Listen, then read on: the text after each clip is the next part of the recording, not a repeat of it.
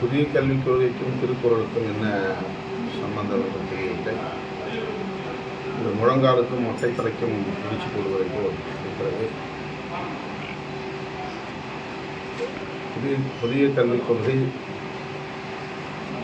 குலத்தொழிலை மறைமுகமாக திணிக்கிற ஒன்றாக இருக்கிறது. மாநில அரசுகளின் உரிமைகளை பறிக்கக்கூடியதாக இருக்கிறது.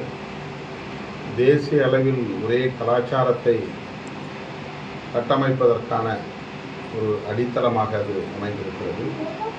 அதன் மூலம் பன்மைத்துவத்தை சிதைக்கிற முயற்சியை புதிய கல்விக் கொள்கை கொண்டிருக்கிறது. இதற்கெல்லாம் நேர் எதிரானது திருக்குறள். உலகம் முழுவதும் மனித குலத்தை ஒரே குலமாக பார்க்கிற பரந்த பார்வை திருக்குறள் போதிக்கிறது. சாதி, மதம், மொழி, இனம் என்ற வரம்புகளை கடந்த ஒரு பொது மறை திருக்குறள். அதனை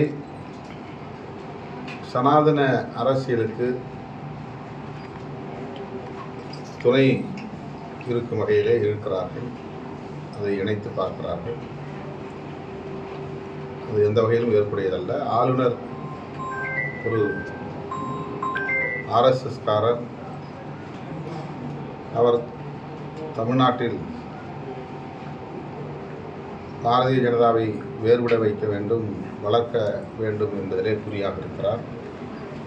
அதனால் அவ்வப்போது தமிழ், திருவள்ளுவர், திருக்குறள், பாரதி என்றெல்லாம் பேசுகிறார். நந்தனாரையும்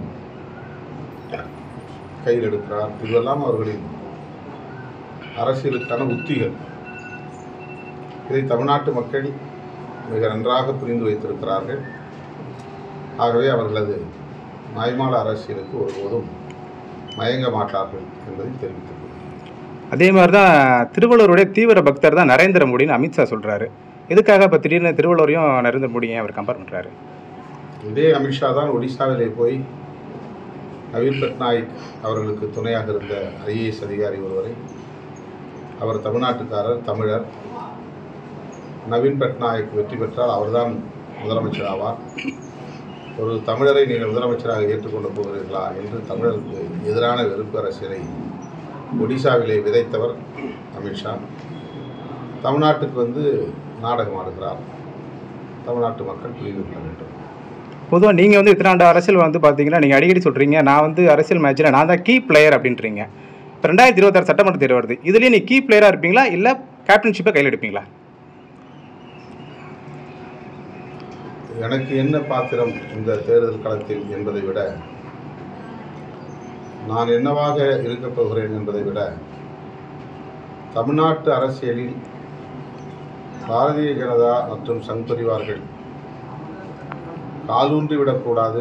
அது பெரும் ஆபத்தாக போய் முடியும். ஆகவே அதை முறியடிக்க வேண்டும் என்பதில் நான் குறியாக இருக்கிறேன். அந்த கருத்துள்ள அனைவரையும் ஒருங்கிணைப்பதிலும் அவர்களோடு சேர்ந்து பயணிப்பதிலும் விடுதலை சிறுத்தைகள் கட்சி தெளிவாகவும் உறுதியாகவும் இருக்கிறது. எனவே 2026 தேர்தலில்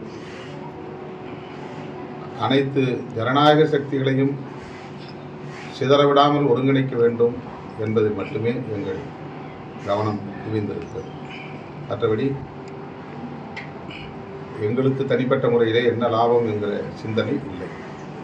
வரக்கூடிய 2026 சட்டமன்ற தேர்தலில் பாஜகவோட நிலைப்பாடு பார்த்தீங்கன்னா கூட்டணி ஆட்சி தான் அமையும் அப்படின்னு அமித்ஷா கூட இப்போ மதுரையில் நடந்த மாநாட்டில் கூட பேசினார். தொடர்ந்து பார்த்தீங்கன்னா இப்போ எடப்பாடியும் கூட்டணி ஆட்சி தான் அப்படின்ற மாதிரி சொல்லியிருக்காங்க.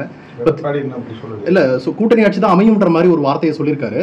தொடர்ந்து இப்போ வந்து பார்த்தீங்கன்னா கூட்டணிகளை அமைக்கிறதுக்காக வலுவான தேசிய கூட்டணிகள் அமைக்க போகிறோம் அப்படின்ற மாதிரியான முன்னெடுப்புகளை எடுத்துக்கிட்டு தேமுதிக, பாமக, தமிழக வாழ்வுரிமை கட்சி கூட அங்கே போய் சேரத்துக்கான வாய்ப்பு இருக்குன்ற மாதிரியான யூகங்கள்லாம் பேசிகிட்டு இருக்காங்க.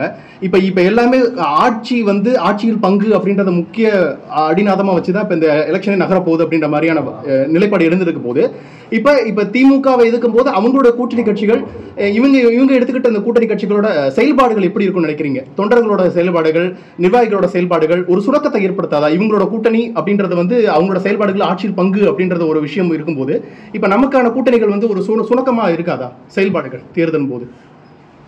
முதல்ல அதிமுக கூட்டணி ஆட்சி என்கிற கருத்துக்கு, அந்த நிலைப்பாட்டுக்கு உடன்படுகிறதா என்பதை அதிகாரபூர்வமாக அறிவிக்க வேண்டும். அதுக்கு பிறகுதான் அந்த டிஸ்கஷனே ஃபர்தராக கொண்டு போக முடியும். அதிமுகவுடைய நிலைப்பாடு என்ன? மோடி சொல்கிறார், வரும்போதெல்லாம் சொல்கிறார் கூட்டணி ஆட்சி அமையும்.